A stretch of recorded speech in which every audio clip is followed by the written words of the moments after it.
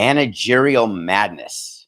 That's the nothing personal word of the day. It is Tuesday, November 7th, 2023. And yes, we are talking about Major League Baseball managerial madness. I've been a part of a lot of managerial insanity, but the likes of which that happened yesterday, we're going to get to all of it. We're going to get to a new manager for your New York Mets. Yes, he's a Yankee, but you're going to be okay. His name is Carlos Mendoza. We're going to talk about the fact that Stephen Voigt is taking over for Terry Francona, also announced yesterday. The great Tito retires and gets replaced by the anti-Tito, and I mean that in age and experience. As a matter of fact, people may know Stephen Voigt because they think he played last year. But then we had news that Craig Counsell was not going to be the manager of the Mets. Carlos Mendoza is. But Ken Rosenthal reported, among others, that Craig Counsell was going to manage in 2024, but it wasn't going to be for the Brewers. So everyone said, oh, that makes sense. He could go to the Astros. He could go to the Angels. He could go to the Padres. They have openings.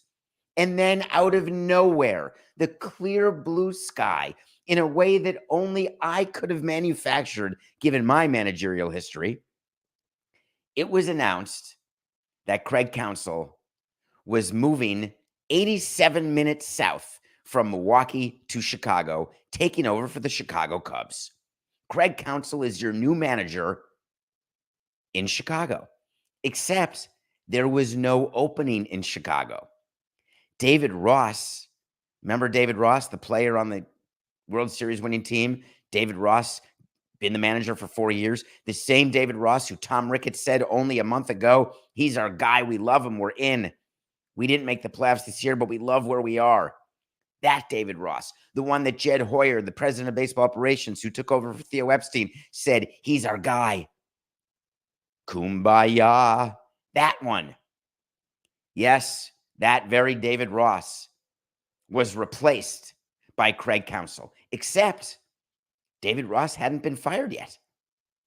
So let me take you inside what's happening, because there was 3 or 4 mistakes made by the Cubs, and they never called. And if they had, I would have talked to them about what it is to hire a manager while you still have a manager, how to keep it quiet, but then how to announce it. There was a time when we had Joe Girardi as our manager, 2006. We interviewed and hired Freddie Gonzalez to be our manager in 2007, even though Joe Girardi was under contract for 2007. So Larry Beinfest, Mike Hill, and I went to fire Joe Girardi while Freddie Gonzalez was in the building in a different place. This was a pro player. We say goodbye to Joe. Joe cleans his stuff. Joe leaves. We introduce Freddie as our manager. It's an easy situation. Joe, we're moving on. Freddie, welcome. You meet the press. You explain what you're doing. You have a solution. You choose the timing because you tell your manager when to get into the office. You tell your new manager when to get into the stadium. You have a way to drive him in and sneak him in. There's no media. There's no nothing. No leaks now. No social media makes it easier, but no problem. Apparently what the Cubs did, let's go back. Let's go back to Craig Counsell negotiating what we thought and interviewing with the Guardians and the Mets. And I tweeted, he is merely looking for leverage in his negotiations with the Mets because he wants to be the highest paid manager by a lot. That was always Craig Counsell's objective. His agent had gotten it out there. Yes, this Craig Counsell, the guy on the Marlins, the Diamondbacks, the manager, the great manager of the Brewers, who's done so well with the Brewers, he now had the view that as a free agent, he wants to be the highest paid manager and not by a little. So he meets with teams, appreciative of the interest from other teams. But I thought it was a fait accompli that his old boss, David Stearns, they were going to together be in New York. And no way that Steve Cohen wasn't going to pay for Craig Counsell, because he'd be the perfect manager for the Mets. He works with David Stearns. He knows how to deal with owners. He's been with some crazy owners. All of it makes perfect sense. Except somewhere along the line, Craig Counsell and his agent must have done something to Steve Cohen. Because here's the thing about really wealthy owners. They will be generous to the point of night sweats. They will ignore salary ceilings. However, if you cross them, they become elephants, and their memory remembers that crossing forever. It's going to come out at some point what happened in these negotiations with the Mets. It's going to come out that Steve Cohen didn't want to pay Craig Counsell, but that doesn't mean that that's what the truth was. Because you'd agree, it's the equivalent of not paying someone 50 grand a year to teach Shaq how to shoot free throws when you're paying him $10 million. When you've got a payroll of $350 million, having someone manage it, making $8 million, that makes a whole lot of sense. Even if it's the front office under David Stearns that's doing the heavy lifting, he paid David Stearns $10 million. That's not where he's going to choose to pinch pennies. So it wasn't a negotiation over money that stopped Craig Counsell from being a Met. It had to have been something else. Two possibilities here. One, during the course of the negotiation, Craig Counsell got so greedy, asked for a number that was so insane, maybe it wasn't even the 8 number. Maybe he wanted $12 million a year because he thought that he could take advantage of the Mets and Steve Cohen, and he wanted to be compensated for being far away from his home in Milwaukee. Let's say that he wanted that much and Steve Cohen said, listen, I'll give you 8, but that's it. Craig Counsell said, hold on, I'll be right back to you. Hey, Jed Hoyer, I got kids in high school in Milwaukee. I got kids in college in the Big Ten. I don't want to move out of Milwaukee. Chicago's so close to Milwaukee. Is there any chance that you'd go $8 million a year and I'll be your manager? And Jed Hoyer said, well, wait a minute. It didn't even occur to us that you were available, that you'd even consider coming to the Cubs. If you're telling me that you're not going to the Mets, we want you here in Chicago. We'll take you here in the North Side. No problem. But what about David Ross? Oh, Craig said, don't worry about David Ross. I know him. Just let him go. He'll land on his feet. Give me the $8 million because I then get to be close to home. And at $8 million, I get to tell the world that I'm doing it for all the other managers out there. Have you ever heard a bigger bunch of horse hockey than this? It is such a PR disaster for Craig Counsell as a man that his agent was forced to give a quote, the type of quote you don't get often, and I've never seen in my career. Having represented Craig Counsell for almost 30 years and having lived in Chicago all my life, I am thrilled to see Craig embracing a new challenge here in Chicago. All this sounds fine so far, ignoring exactly what happened, but we're okay for now. Cubs fans are getting a terrific manager and an even better person. This is what the rumor is about Craig Counsell, and I know him. He is, but there's something else going on here. But okay, let's see what else the agent says. Craig has great admiration and respect for the Brewers ownership, general manager, and fans, and for all of Milwaukee where he makes his home. Uh-oh, this is where we're starting to lose it. When you go from Milwaukee to Chicago in the way in which Craig Counsell did, you're kicked out of Lakeshore Country Club. It's done. You're PNG in Milwaukee, persona non grata. You think your kids are going to have an easy time in high school? I traded Cliff Floyd. My kids didn't hear the end of it. Not even to a rival. Going from Milwaukee to Chicago, where Milwaukee already feels like the stepchild, the stepsister to Chicago, where there's a thing where we are Milwaukee. By the way, I take Milwaukee over Chicago any day because I'm Milwaukee.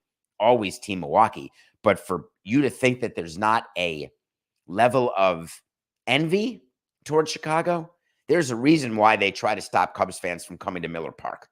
They don't want Chicago fans around. They don't like the Cubs. And now that Craig Counsell is a Cub, done. But let's see what he says about how much he loves Milwaukee. He will retain lifelong friends and memories made as part of the Brewer family. That's really sweet. That's nice.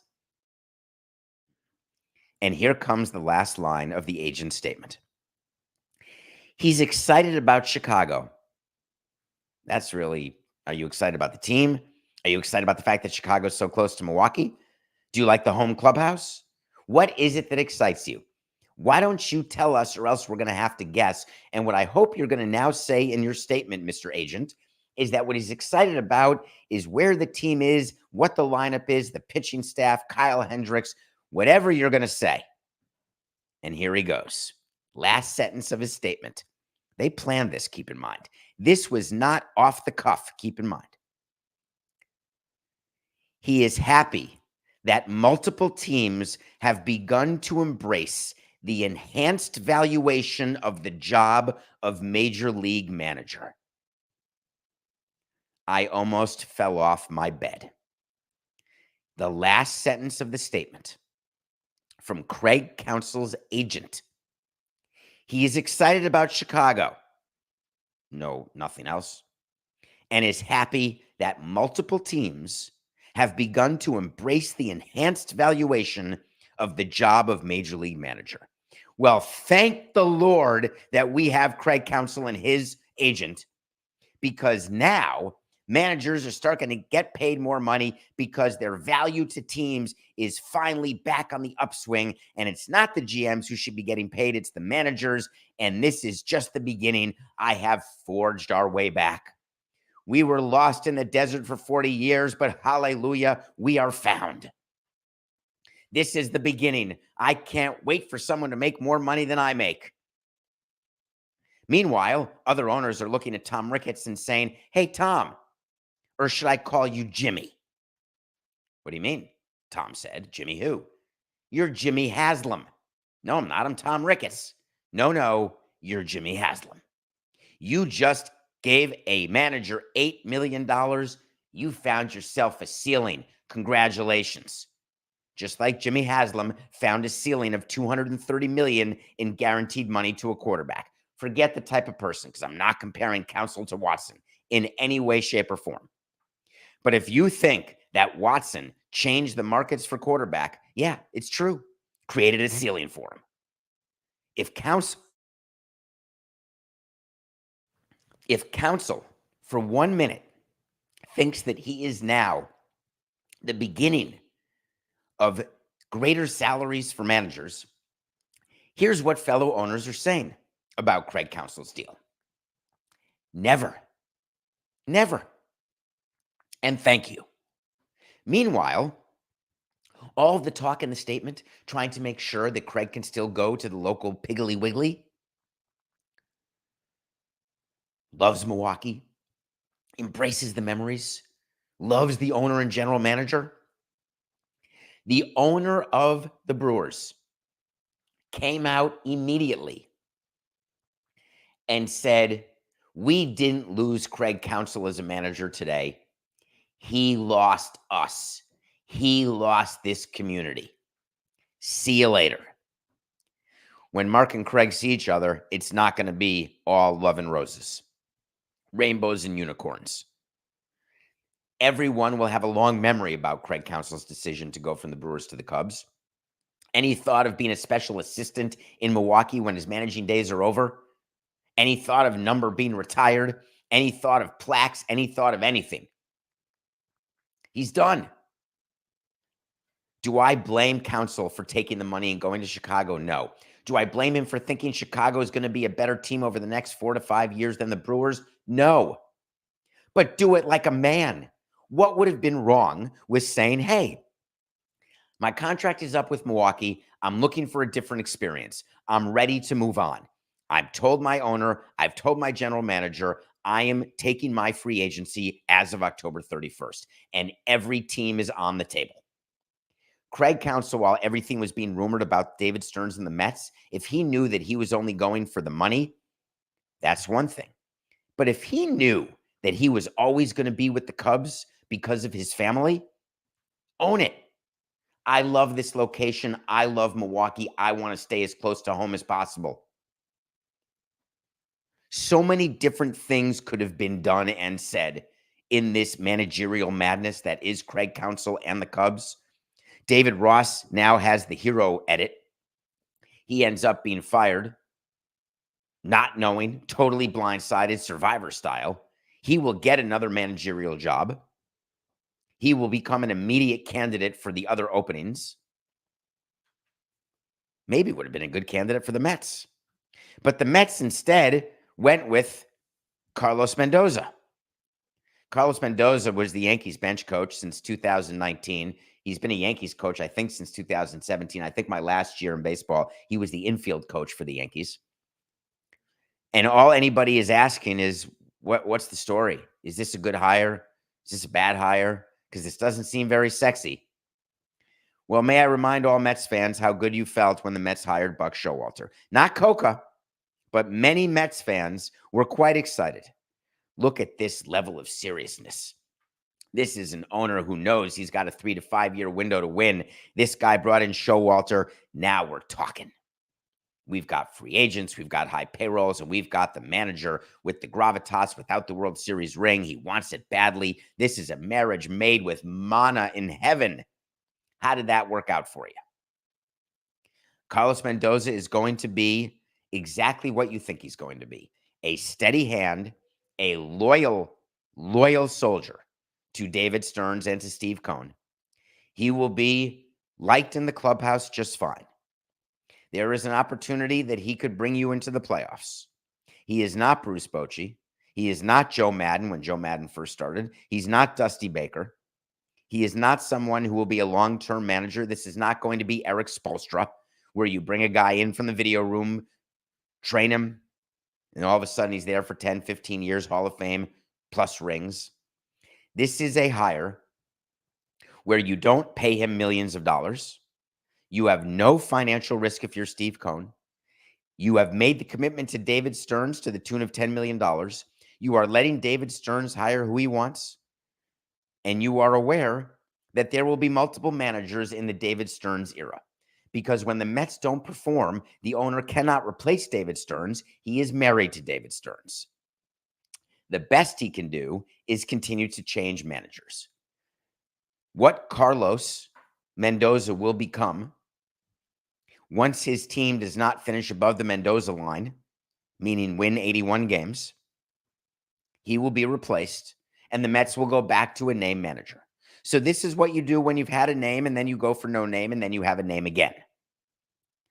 So don't despair, Mets fans. It's not quite over. What else happened in managerial life? Hey, go to the World Series, you get extended. That's always true, always popular. Managers love winning the pennant. They love making it to the World Series. You win the World Series, you're in good shape. But you get to the World Series, Torey Lovullo got extended very quietly. This is something that I don't understand.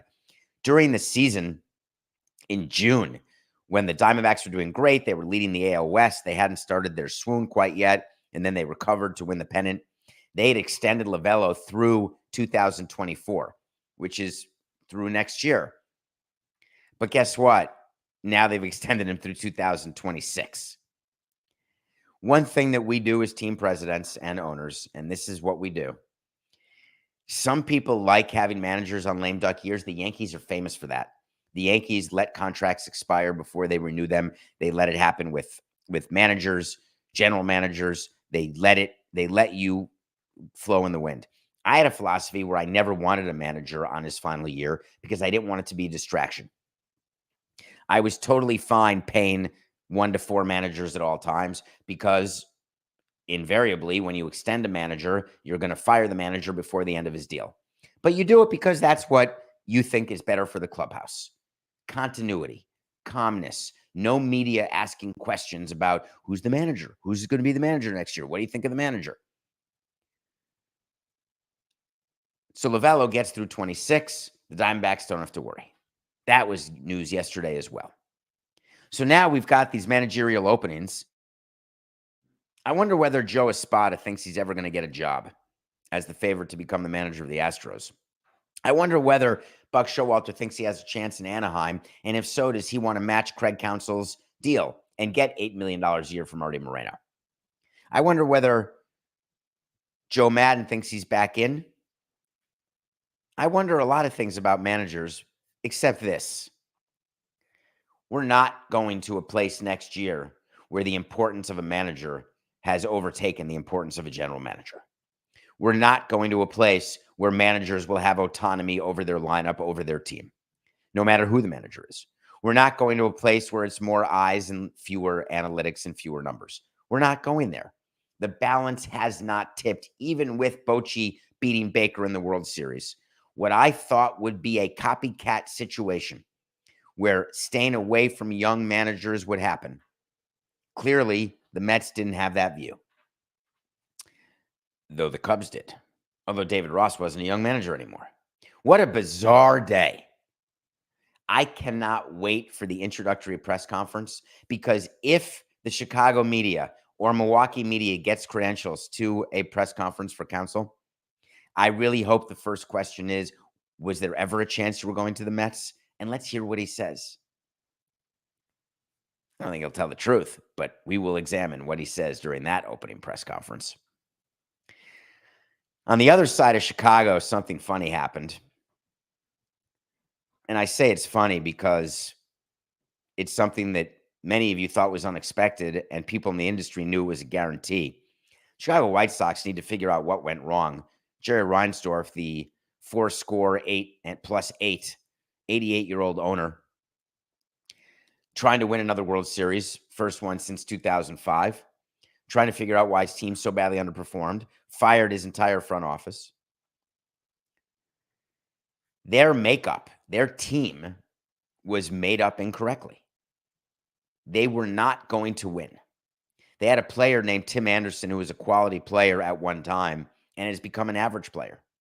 Tim Anderson had a team option. Remember we talked yesterday about options? Tim Anderson had an option of $14 million with only the $1 million buyout. Remember yesterday we talked about higher buyouts means the player has to be worth less. Well, with a $1 million buyout on a $14 million contract, it's a $13 million decision. Tim Anderson is not a $13 million player. He's not even a $10 million player, which made the math easy. But on top of that, he became a problem and continued to become a problem for the White Sox in the clubhouse and outside the clubhouse. And I'm not opining about him as a family man, as a person at all. I'm talking about him as a teammate and him as a player. The guy couldn't get out of his own way. Don't forget that he was suspended for that fight with Jose Ramirez in August. Don't forget that this year he hit .245 with one home run. Don't forget he's worth -2 in WAR. But above all of it, as I said on Twitter at David P. Sampson, for the White Sox, it was very simple. Tim Anderson's juice was no longer worth the White Sox squeeze. So he now goes into the open market with a bad reputation, Joan Jett. He's got to figure out what he's willing to do. My bet is that he takes a pillow deal somewhere to try to rehabilitate his image and his career, go somewhere for $5 million base plus $8 million in incentives to get to the 13 that he would have gotten, or the 14 he would have gotten, and there will be some team to take a chance on him. But Tim Anderson better perform this year. That's for sure. The other thing that happened yesterday that I don't want to have you miss has to do with what price a team will pay for veteran continuity. It is a hard decision to know when to let a player go. My habit used to let players go too late. Tampa Bay sometimes lets players go too early, but it's way better to let a player go early than late. When you've got a low payroll, you've got to be smarter than I was. You've got to let players go early rather than late. When you're the Atlanta Braves, with their public disclosures of revenue, with their making money hand over fist in their ancillary revenue, the ballpark village around Truist Park, Truist Field or Truist Park, I can't remember, the Atlanta Braves facility, they realize that they have the luxury of doing something that we may have done, but it wasn't a luxury. It was just a flat out mistake. Charlie Morton, former Rays pitcher actually, is going back to Atlanta on a 1-year, $20 million deal. $20 million is about $325,000 less than the qualifying offer this year. And so what Atlanta was saying is Charlie Morton is not a qualifying offer level player. If he were a free agent who had never had a qualifying offer, that's the rule in baseball, that you can give a player a qualifying offer and that player can then accept it, which is a 1-year, $20.3 million contract. Or if he rejects it, then signing somewhere else, the team who offered him that qualifying offer gets a draft pick. It's called draft pick compensation. Something that agents wanted to get rid of. They tried to get rid of it in the last collective bargaining agreement, and the owners said, no problem, give us the international draft, and we'll get rid of qualifying offer draft pick compensation. There was no international draft agreed to, so here we are with qualifying offers being offered, being rejected, and then having draft picks associated with them. So Atlanta said to themselves, all right, we're going to give Charlie Morton $20 million. He's not worth 20, but for our team, he is. And that's one of the reasons why small revenue teams are so jealous of large revenue teams. Small payroll versus large payroll. What a luxury to have a veteran like Charlie Morton. What a luxury to bring him back and have him part of your team, a team that is right now favored to win the World Series in 2024, a team that has that core of players who are so good, so performing. They lost to Phillies in the playoffs twice in a row, I grant you, but as a team, there's a reason they're the favorites to win the World Series again. What a luxury to have a Charlie Morton. When you are a different type of team, you have to think about those decisions because they can be crippling. If your payroll is $100 million, you can't give $20 million to Charlie Morton. You can't give 20% of your payroll. If it's $200 million, you're still giving 10% of your payroll to Charlie Morton. You better have a lot of good young players outperforming their contracts to do that. I think we should talk more about the qualifying offer. Do you want to take a break first, Coca?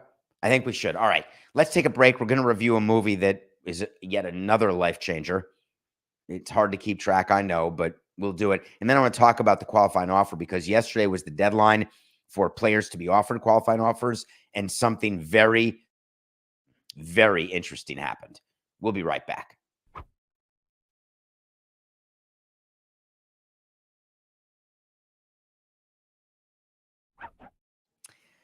Welcome back to Nothing Personal.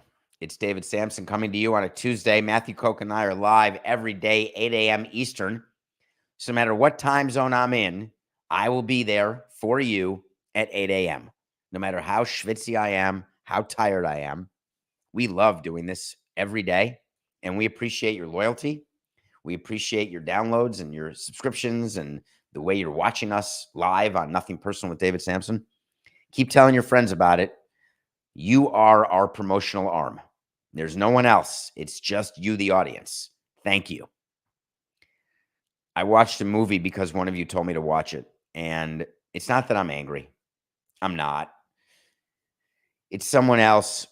Someone told me to watch Poisoned: The Dirty Truth About Your Food, and I did, and I reviewed it, and I told you the impact it had on me, and I told you the weight I've lost since I watched that.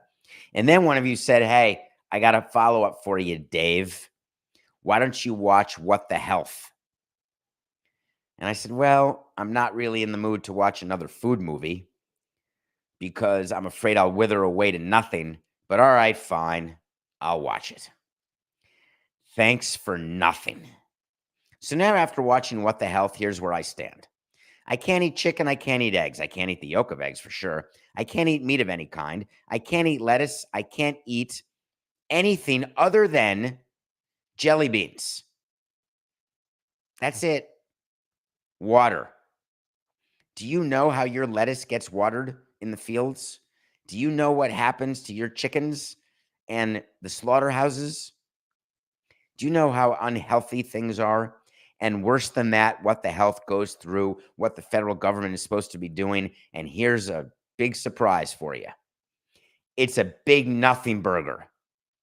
It's all an absolute scam. They all get funded by the food companies, all of these regulators. It would be the equivalent of owners paying umpires. Oh, wait a minute. Hold on. Let me think about that for a minute. It would be the equivalent of car manufacturers paying the brake pad company to save money. Well, hold on. Is that really what it is? It's the equivalent of the DMV.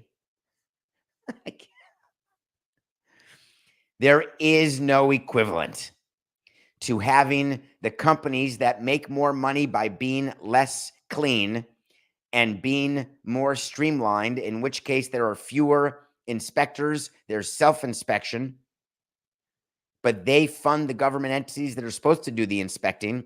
So you hire the guy who's government issued to come to your factory, and then you pay that company to say, don't worry that I can only inspect one chicken out of 1,000. Don't worry about that. We're good. Don't worry that I'm not paying attention to the E. coli and all the other crap that exists everywhere, because we're fine. We'll do a study that we'll finance ourselves. It's like hiring Samson and Coca to do your investigation. It's actually worse. Hiring Samson and Coca would be better. It's like investigating yourself, Danny Snyder. It's laughable. No, don't worry. I'll hire the NFL to do it. Give me a break. So I ask you to watch What the Health, but I encourage you to not react to it the way I did, because I'm struggling right now, and I'm being honest. I'm happy. You know me. I'm honest with you on this show, always. I want to forget that I saw it. I want to forget what I know, because I'm not looking for another compulsion. I've got plenty. Thanks for that movie rec. I appreciate it. All right, qualifying offers. Remember, $20.325 million, 1 year. The worst nightmare is when you offer a player a qualifying offer and the player accepts it. Because not only do you not get the draft pick compensation, but also you have a player back at $20.325 million who you did not want to sign to a long-term deal. Only 7 players got qualifying offers this year. Let's name them, and you tell me whether any of these players will accept the qualifying offer. Shohei Ohtani. No. Aaron Nola from Philadelphia. You think that he's not going to get a multi-year offer? Please. How about Blake Snell? The Padres pitcher who's going to win the Cy Young, who's not someone I would sign long-term, but someone's going to give him 2-3 years. No danger of him accepting the Padres offer. Sonny Gray in Minnesota. Interesting. Could someone not offer Sonny Gray because the Yankees are out? Is there a chance that Sonny Gray will accept a qualifying offer and take $20 million to stay in Minnesota? People in Minnesota right now, I can picture Dave Sampeter, the great team president. Great man, great president. His toes and fingers are crossed right now, praying to God that somebody offers Sonny Gray a multi-year. So maybe there's a possibility. How about up north in Toronto? You think Matt Chapman's not going to get a multi-year deal? Josh Hader in San Diego. Josh Hader, the best closer in baseball, got a qualifying offer from San Diego. San Diego gave a qualifying offer to Snell and Hader, and they need to lose them both because their payroll needs to get lower. Could Josh Hader take a 1-year, $20 million deal? Hell no. That's not what bullpen arms do. They go for length and security because they are one season away from blowing out or being ineffective. Last one. The turnaround story of the offseason. The guy who no one wanted.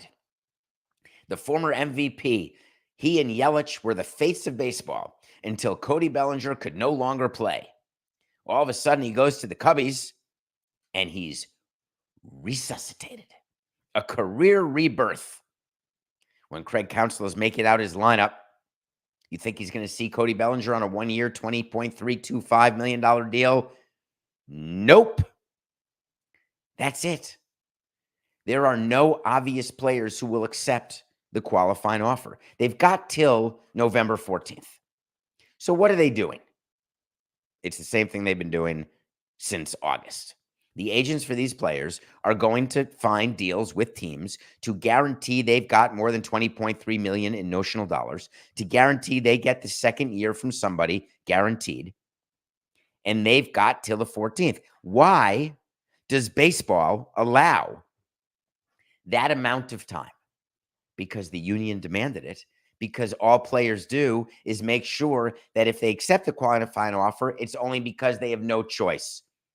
Because what the union wants is players to sign long-term deals that are all fully guaranteed, that are not dependent on performance. They're all dependent on past performance. It's a dream for an employee to get paid for what you've done, not what you're going to do. Hallelujah. Bring it on. Wouldn't you love that in your company? Hey, we're giving you a bonus this year based on what you did 3 years ago. Congratulations, because we think you're going to do it again. It's funny. I pulled for when I was in baseball, and I would have loved this. I wanted the players to have 20 minutes after receiving the qualifying offer. 20 minutes. You get it? Do you believe in yourself or not? Are you ready to bet on yourself or not? You got 20 minutes. You're in or you're out. Because I don't want to sit there as a team for 8 days wondering, am I getting $20 million put on my payroll by this guy? I want to go into the GM meetings knowing exactly who's on my team. But now you've got 7 players with teams, though only 6 teams because there's 2 people from the Padres, saying to themselves, not sure what we can do here because we may have an extra 20 on the books in a particular position. Now, this year, I would argue, potentially persuasively, that these 6 teams needn't worry. As a matter of fact, I am so sure of that I'm going to make an official wait to see. Now, wait to see is when we tell you something's going to happen. If it does, great. If it doesn't, great. One way we differentiate ourselves on nothing personal is we happen to revisit wait to sees we get wrong. So, for example, if I told you in September that Zach Wilson will not be the Jets starter by week 9. If I happen to say that as a wait to see, and then he started a week 9 game, I have to tell you on today's show, hey, there was a wait to see about Zach Wilson, and I was wrong. So you see, we will wait to see, and it'll be what it'll be. But today's wait to see is that on November 14th, not 7, not 6, not 5, not 4, not 3, not 2, not even one player will accept his team's qualifying offer. 0. Nada. No one's accepting it. I'm barely accepting the fact that the Spurs gave up over 150 points last night. But David, it was back-to-back.